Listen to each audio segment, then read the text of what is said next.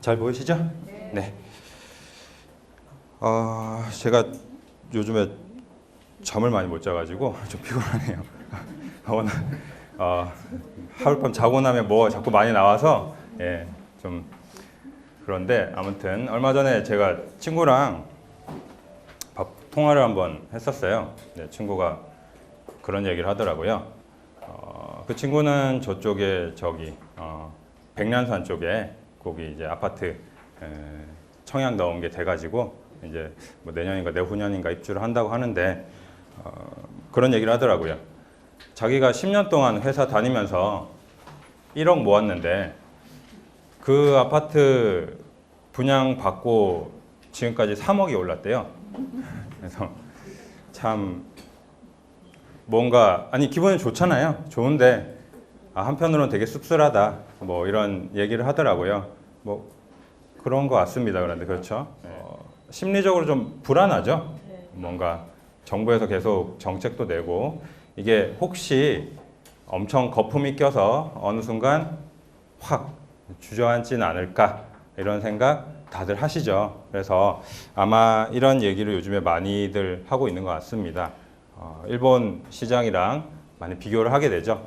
일본 시장이 부동산 가격 버블이 붕괴됐는데 우리나라도 뭐 똑같이 그렇게 갈 것이다. 뭐 이런 얘기도 많이 하는데 사실 그 일본 부동산 버블 붕괴한 게 사실 굉장히 심각하긴 했죠.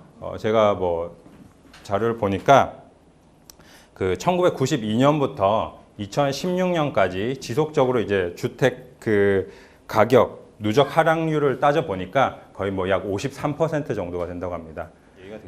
자, 그래서 일본 같은 경우에는 정말 장기적으로 침체에 빠져 있었고 부동산 가격 버블 붕괴로 인해서 뭐 어떤 아무튼 이 심각한 수준이었는데 그래서 뭐 우리나라도 그런 전철을 밟을 것이다. 우리나라 지금 주택 가격은 거품이 엄청 많이 껴있고 어느 순간에 폭락을 할 것이다. 이런 얘기를 많이들 하세요.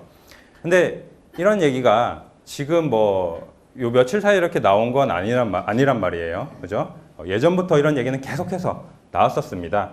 그래서 저도 작년에 제가 한국경제TV 방송에서 실전 포인트를 할 때 이미 이 내용에 대해서 한번 다룬 적이 있습니다. 작년에 이미 한번 다뤘었고 그때 이제 제가 내용을 다뤘던 게 무슨 내용이었냐면 한국은행에서 여기에 대해서 이미 어느 정도 연구를 한 선행 자료가 있습니다. 그 내용에 대해서 제가 그 방송 시간에 한번 짧게 다룬 적이 있는데 그게 무슨 연구냐면 요 연구입니다.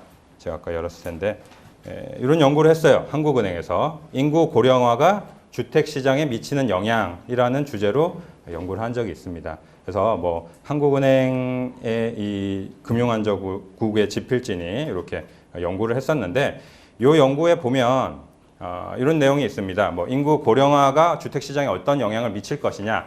그런데 이 일본 같은 경우에 인구 고령화로 인해서 물론 그게 단순히 그 이유 때문만은 아니겠지만 그런 부분으로 인해서 또 그 부동산 시장에 어떤 굉장히 폭락을 가져왔고 우리나라는 그럼 어떤가 이런 부분에 대해서 진단을 한 연구 자료입니다. 그래서 이걸 단순히 뭐 제가 이렇게 읽기에는 너무 내용이 많으니까 좀 이 내용에 대해서 그러면 오늘 정리를 해보면서 이게 지금 사실 2017년 자료입니다. 2017년 자료니까 지금이랑은 또 상황이 다를 수 있잖아요. 그죠? 그래서 지금 상황과 또 비교도 한번 해보는 그런 시간을 가지면 좋을 것 같아요. 그래서 그러면 우리나라는 어떤가 과연 일본이랑 그때 그 시장 분위기와 비교를 해봤을 때 우리나라는 과연 어떤가에 대해서 이 연구에서 이제 결론을 내고 있는데 결론은 뭐 간단하게 이렇게 나와 있습니다.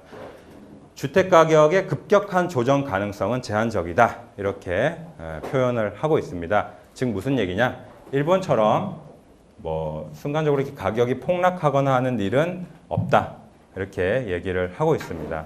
그래서 그러면 이 연구 자료에서는 왜 그렇게 판단을 했는가가 중요하겠죠. 자, 세 가지 이유를 들어서 그렇게 생각을 하고 있는데요. 자, 그 세 가지 이유가 어쨌든 작년 기준으로 이제 나왔던 거니까 올해 시장과 좀 비교를 해볼 필요가 있다는 거겠죠. 그래서 첫 번째 이유로 이런 얘기를 하고 있습니다.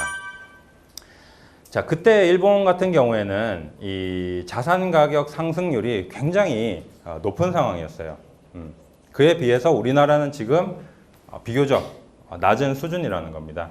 자, 여기 보시면 그때 당시에 이제 일본 같은 경우에는 경기도 굉장히 좋았어요. 호황기였습니다. 경상수지, 흑자, 또 금리도 굉장히 낮고, 그 다음에 뭐 금융 규제도 굉장히 미흡했습니다. 쉽게 말해서. 그래서 굉장히 호황기고, 뭐 금리도 굉장히 낮고 하니까 사람들이 돈을 많이 빌리겠죠. 돈을 많이 빌려서 집을 많이 사고, 이렇게 사고 팔고 하면 가격이 당연히 올라가겠죠, 그죠? 그래서 이 부동산 가격이 굉장히 많이 이제 올라가 있는 상황이었는데, 어느 정도였냐면 86년도부터 90년도까지 6개 대도시의 주택 지가 상승률이 연평균 22.1%였다고 합니다. 굉장히 높은 거죠. 그래서 그 다음에 부동산 관련 대출 규제도 굉장히 미흡했다고 해요. 요거 말씀드리면 아마 좀 바로 이해가 오실 텐데, LTV가 100%를 초과했다고 합니다. LTV가 뭔지 이제 아마 많은 분들이 이제 좀 아실 거예요. 뭐 하도 나라에서 얘기를 많이 하니까. 대출 규제할 때 LTV, DTI 이런 얘기 많이 하죠. 그죠? LTV는 뭡니까? 담보 인정 비율. 그죠? 그래서 내가 가진 주택을 담보로 대출 받을 때 몇 %까지 받을 수 있냐 이거잖아요. 그러면 내가 가진 주택을 뭐 용산에 내가 아파트가 한 채 있는데 은행에서 감정을 할 거 아닙니까? 그죠? 감정을 해서 주택 가격이 나오면 거기서 몇 %까지 대출을 해주느냐 이겁니다. 근데 일본은 당시에 내가 10억짜리 아파트를 가지고 있는데 10억 넘게 대출을 받을 수 있었다는 거예요. 지금 생각하면 말이 안 되는 거 아닙니까? 그죠? 왜냐? 가격이 계속 올라가니까 오늘 10억 넘게 대출 받아도 내년에 이 아파트가 11억이 되면 상관없는 거 아니에요.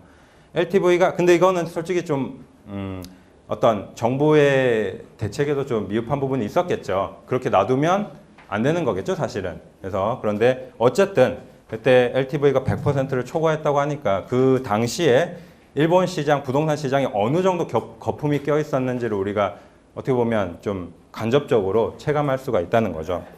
자, 그런데 그러면 그때 일본은 그랬는데 지금 우리나라는 그러면 어떤 상황이냐? 이게 중요한 거 아닙니까? 그죠? 지금 우리나라는 그럼 어떠냐? 지금 우리나라 경기가 좋습니까? 좋다고 생각하시는 분? 그거 시작한 거 아세요? 코리아 세일 페스타라고 왜 미국의 블랙 프라이데이 있죠? 그거 이렇게 벤치마킹 해가지고 우리나라도 하잖아요. 근데 요즘에 기사 보면 망했다는 기사 많이 나오죠? 그죠? 시작은 했는데 뭐 사람들이 사야지 뭔가 이게 효과가 있는 거 아닙니까? 안 산다는 거죠. 이 소비 심리 지수가 뭐 반등했다고 하긴 하는데 체감 경기는 뭐 사실 그렇죠. 그래서 뭐 이런 행사도 많이 하고 하는데 경기 사실 좋다고 느끼시는 분 거의 없으실 거예요. 그죠?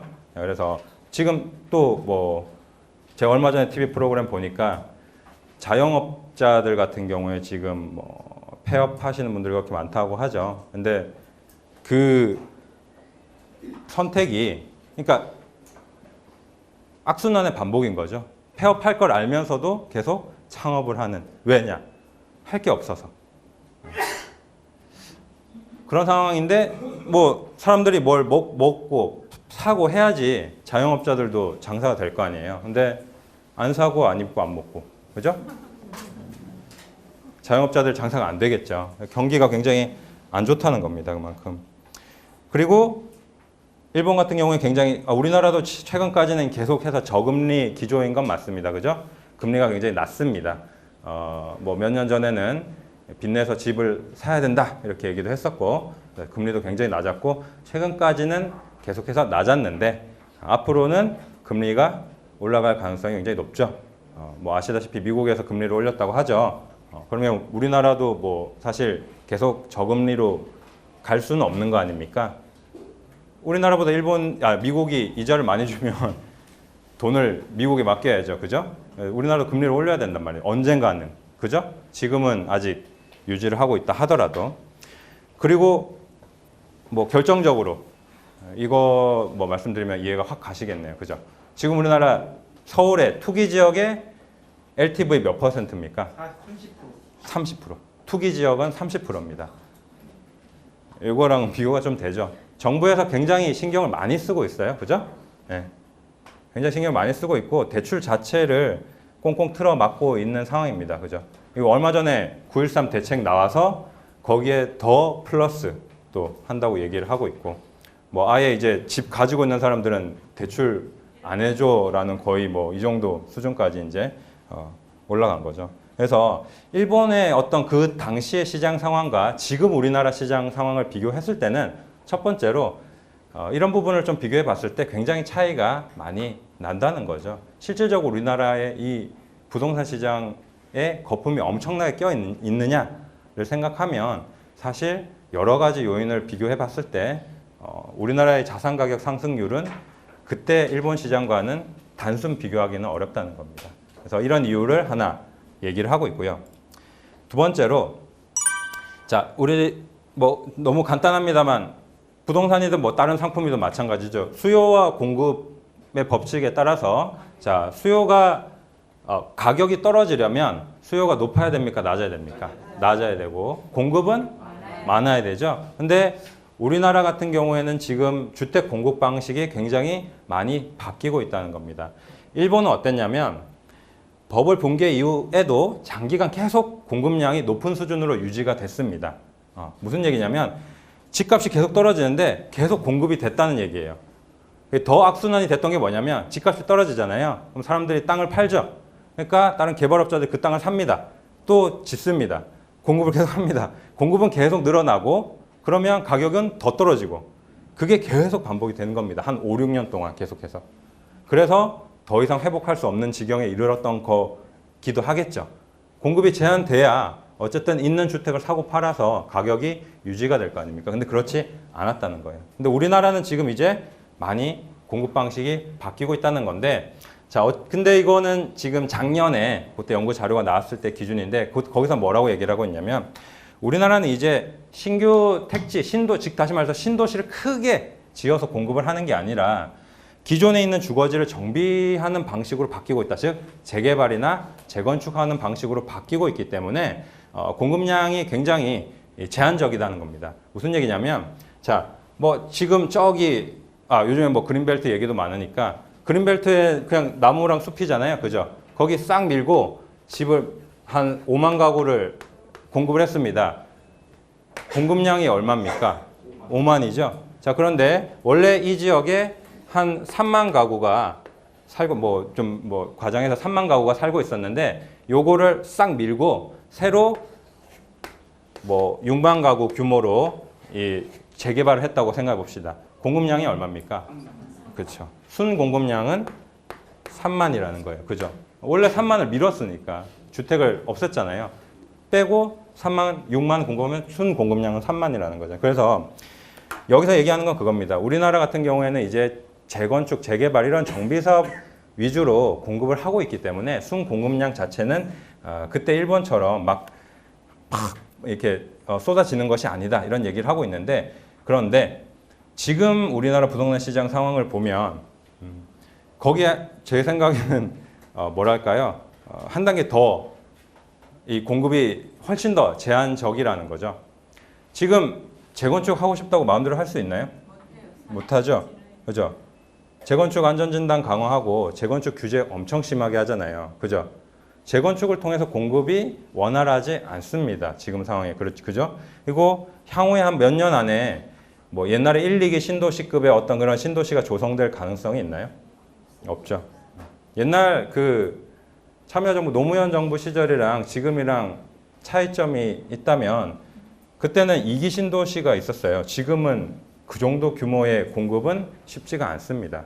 그래서 국토교통부랑 서울시랑 이렇게 다툼이 많은 거 아니겠습니까? 서울 내에 공급을 하긴 해야 되는데 어디에 그럼 공급을 할 거냐 이런 것 때문에 문제도 많고 즉 다시 말해서 지금 우리나라 부동산 시장 상황은 공급을 막 퍼주기에도 그렇게 원활한 상황은 아니라는 거예요. 지금 만약에 저 수도권에 어떤 교통적으로 봤을 때 출퇴근하기 편한 자리에 뭐 신도시를 조성한다고 해도 지금부터 준비해도 몇 년은 걸릴 겁니다. 그죠?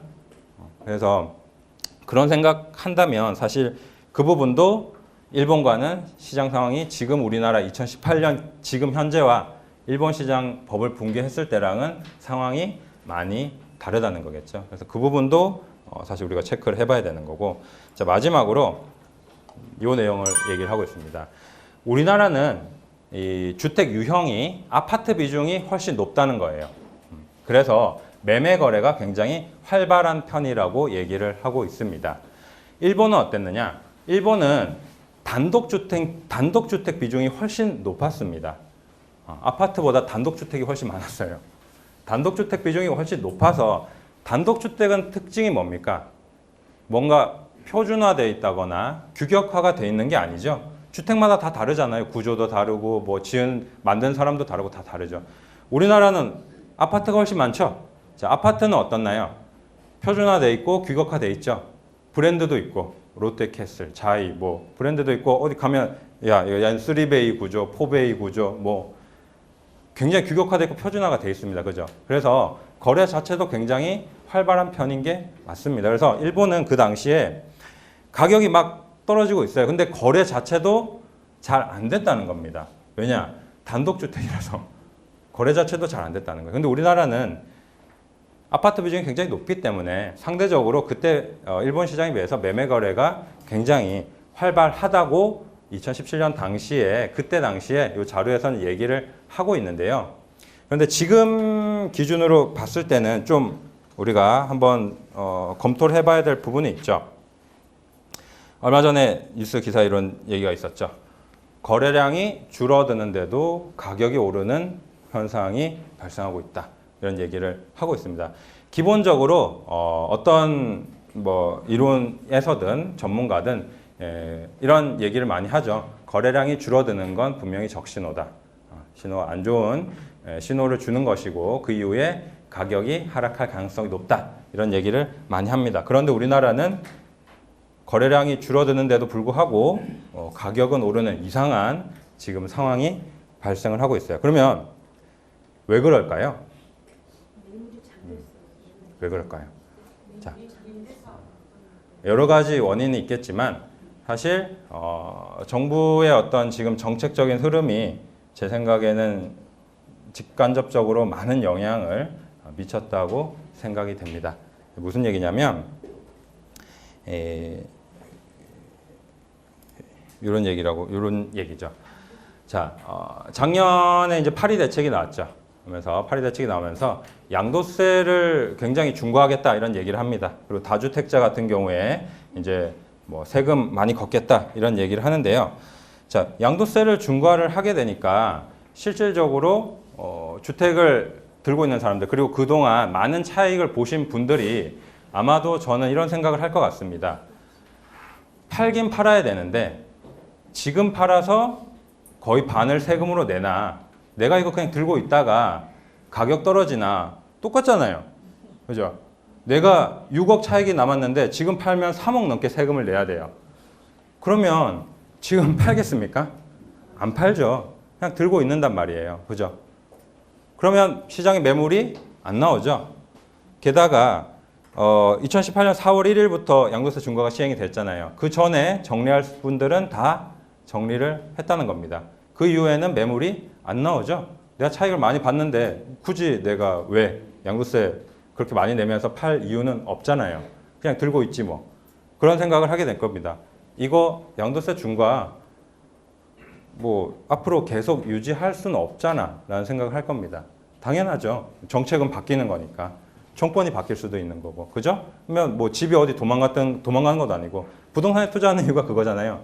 어느 날 갑자기 휴지 조각이 되진 않으니까. 그죠? 비교적 안전한 자산이니까. 그래서 그냥 들고 있습니다. 매물이 안 나오죠. 거기에 플러스 임대주택 등록이라고 나와 있는데 그러면 내가 다주택자인데 팔아도 혹시 세금을 적게 내는 방법은 없을까? 이런 이제 연구를 하겠죠. 그죠? 이런 생각을 할 겁니다. 내가 다주택자긴 한데 팔아도 세금 적게 내는 방법 없을까 생각을 해보니까 되게 좋은 방법이 있더라는 겁니다. 그죠? 임대주택으로 등록을 하니까 혜택이 좋아. 오래 가지고 있어도 물론 오래 의무기간 동안 오래 보유는 해야 되지만 내가 오래 보유하면 그만큼 양도세 절세 효과가 굉장히 크다는 등록을 합니다. 그러니까 기존에 있던 것도 안 팔고 임대주택 등록하니까 또 안 팔고 거래량이 당연히 줄어들 수밖에 없죠.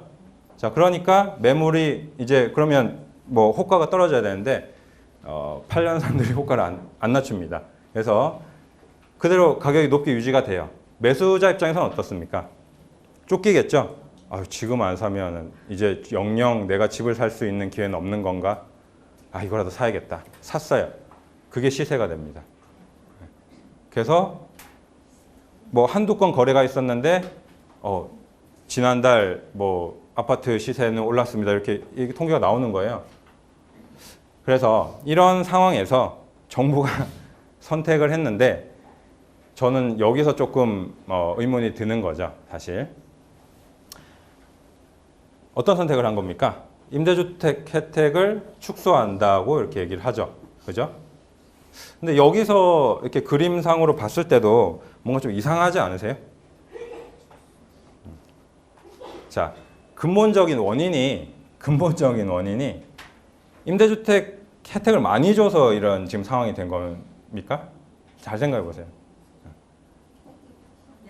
혜택을 많이 줘서 이 순서대로 보세요. 제일 처음에 원인은 어디에 있는 겁니까? 네. 양도세를 중과해서 사람들이 임대주택 등록을 한 거잖아요. 그죠? 세금 아끼려고. 세금 아끼려고 하는 건 당연한 어떤 본능적인 부분이잖아요. 그죠? 네. 그러면 근본적인 부분을 해결을 해야지 왜 엉뚱한 걸 건드리고 있느냐는 거예요. 제 말은. 뭐 제가 무슨 임대주택의 임대사업에 대해서, 주택임대사업에 대해서 엄청 뭐 홍보대사는 뭐 이런 건 아닙니다만 어쨌든 이 지금 부동산 시장에 만약에 정부가 지금 부동산 시장의 어떤 상황을 좀 바람직한 방향으로 끌고 가기를 원한다면 어느 정도 근본적인 부분에 있어서 좀 대책을 마련해야 되는 것이 아닌가 이런 얘기를 드리는 겁니다. 근데 뭐 누구나 다 얘기를 하겠지만 지금 뭐 양도세 중과 안 한다고 하면 당장이라도 매물 내놓으실 분들 많을 거라서 이런 걸 생각해 봤을 때 이 뭐 여러 가지 생각이 앞서서 이제 그 일본 부동산 시장 얘기부터 해서 여기까지 왔는데 생각을 해 봤을 때 우리나라 같은 경우에 뭐 여러 가지 이 시장 상황이 또 일본과는 다르고 그렇기 때문에 급격하게 일본처럼 가격이 폭락하거나 하지는 않을 것 같다. 저는 개인적으로 그렇게 생각이 됩니다. 그래서 또 들고 그래서 어쨌든 그런 부분에 대해서 크게 걱정할 필요는 없지 않나 이렇게 생각이 됩니다. 그리고 어쨌든 지금 또 많이들 그래서 이제 여쭤보시는 것이 9.13 대책으로 인해서 이제 임대주택에 대해서 그럼 혜택을 축소한다고 하는데 임대주택 혜택을 축소한다고 하는데 그러면 지금 임대주택 등록해야 되나요? 말아야 되나요? 라고 이제 많이 물어보시죠. 그죠? 아마 지금 오신 분들 중에서도 그것 때문에 궁금하신 분들이 아마 굉장히 많으실 것 같아요.